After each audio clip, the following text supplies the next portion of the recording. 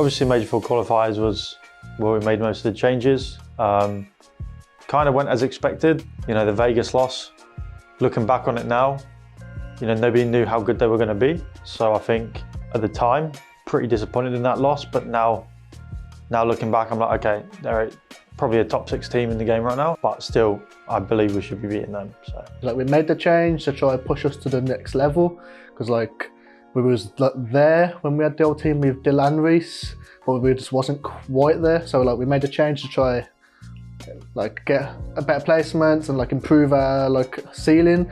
We started off well. We won our first match. It was a bounty match against London. It started off all right. We won 3-1, and then we played Optic in New York. Ended up losing both those matches, and I held a lot of stress for sure, because being the new guy on the block, you want to instantly make a team better. Like that's what you're brought in to do. Like they just got top 4. I'm here to make them potentially a first place contender. And you don't want the change to be wrong, because you know what you know what I mean? Like you know what you bring to the table, and if you're not winning, it doesn't matter what you bring to the table. Well, obviously we knew coming into it that we had a hard bracket. Optic were the best team in the game at the time. Maybe still are. Could be arguing, you know, Thieves and other people, but still one of the best teams. So we knew it was going to be a hard round 1.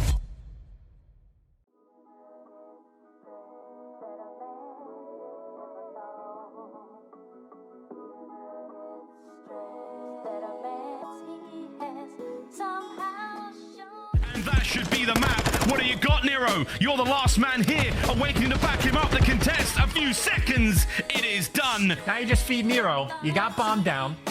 You know a player's gonna beat up top as well. He hunts him, you know where the last guy's gotta be. He's even got the right gun for the job. Let's go for the ninja. Everyone silence. Here we go, onto the bomb. Shotsy is taking the scenic route, and it may not pay off for him. No, it won't indeed. Nero pops it, diffuses it.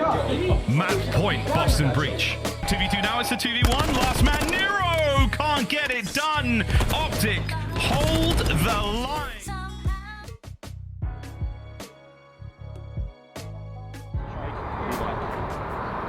so bad. I'm like fighting everybody off, dude. Like we're just in, like he's still in store, no one's like. I mean, actually, remember the other day when we were saying what the conversation we had? When we're on old P4 and we've got a streak, what we should do? Yeah, we should hit shot. Yeah, and then again we wasted time, like, and then we go like kitchen and mid, and then even if we get kills, they're this side, this side, this side, and that situation what happened is going to happen because you're never going to clear them out. Whereas if we all just group up one area, around the area, streak, get kills that can only be in front of us, instead of being behind us, and then they also come in wide, they come in their side red. Shots, he's not dying because he's just playing like a rat in storage, like everyone does. Like every time we match up against Optic, I feel like it's usually pretty close. So like we were still, like I was confident that we could win, but I mean I don't know about the other guys, but like I was so confident that we could beat them, and like we probably should have. I'm pretty sure we choked the control. Yeah, because we won the S&D, I think, and we choked the control in like the last hard point. So we, in my head, we probably should have 3-1 them, but we ended up losing, and then we played Toronto, which like they're 2 of the best teams in the game. So with hard point, like I think going Team B here is going to be better. Again, if we went Team A and it's going to be Bagra, Hotel, or Mikado, I don't know what to pick from that one. I don't think anyone does. So let's go Team B. Just get good side. Let's go Team B. Let's let them pick map 1 first. We'll have a good side. We get a strong S&D map 2. And then we also get to decide what we want to play for control. They'll ban, I don't know, Depends how much they want to gamble. If they don't want to like... Expo, we're going to play Zelo. Yes. And then hard point map 4. What would you guys, obviously they're going to pick one of them. But Will be Hotel. They won't pick Hotel map 1. They'll pick Bagra or they'll pick... You think so? Carter, yeah. we're going to pick Hotel? Yeah, really get on that. Okay, alright. Thank you everybody. Yeah, dubs. Big dubs.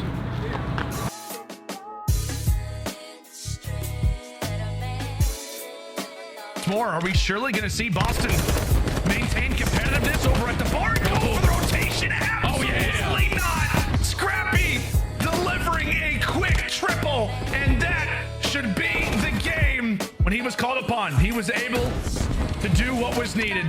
The SMG is completely frying in these last few rounds. Convene, start to bring Kleenex. They're trying to put the Great Dane to take down Crimp, but he will not go away. Oh my! Go away! Toronto wiped off the point as it's Crimp styling here in round number 5, but just barely scrapped. Maybe the final play. Obviously disappointing. Everyone knows we got last, top 12. You could make the excuses. We played Optic in Toronto, who were probably, Toronto were the previous winners. And Optic were probably the most informed team at the time. It takes a long time to teach someone like the decision making behind a player, like, what Reece does. And we just don't have the time, being on that cusp of champs. We don't have time to lose games and learn from games, and that's over now. If we had one more major, if there was 6 majors this year, maybe we would have given that roster another go. People can say it's rational or it's, why we're making so many changes so fast, but, myself, Dens, Josh, we're in that facility every day, 8, 9 hours, and we can tell if something's going to work or not. And we believe that iteration of the roster wasn't going to work. Ended up bringing Reece back in.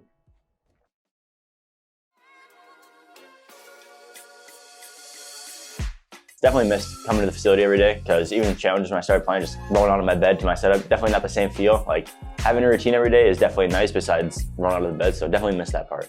Since I've been on the team, just a couple things changed. Just practice habits, just overall habits that they want to get into that weren't doing with when I was on the team, and then didn't start doing without me. So kind of getting me on board with what we want to start doing, just to freshen things up and get onto the right track. Obviously, we're missing the comms that Reece brings. I think he's a really, not the most vocal player, but he's more vocal than I would say Dill was. But obviously Dill's still a great player, but I think Reece just brings the comms that we needed, and he just makes game-winning plays and stuff. So I think we were missing that. So Minnesota was a little bit of a heist. At the start of the year, the pilot program was a home series LAN event. There obviously were a few hurdles to overcome, but it was year 1 of the program. I think Minnesota have done a magnificent job. When the players got there and whatnot, it was a really cool environment. It definitely was, hey, you're on the main stage, there's crowds. But yeah, we went there, played Minnesota. We declined to turn off EQ. We practice, every team practices with sound EQ on throughout the qualifiers. There are teams at the moment who have qualified for champs who are playing with sound EQ because there's just so much at stake these days. Competition is, you slip up one day and you can lose. You now got 12th seed, you're going into the major loser bracket, and that mentality and that headspace for players isn't the best, right? So, their confidence is deterred a little bit. So every game is just as important as the next. We are a very good sound team. We have good ears. Myself and the coaching staff was okay, I think it'd be best for the competitive side to play with sound EQ. At the end of the day, it definitely tilted them. I think bands kind of stormed off. Minnesota, ourselves, Surge and Vegas were all bubble teams. So it was a very big match, and any advantage we could take, we would take. Obviously, Minnesota still used it. So,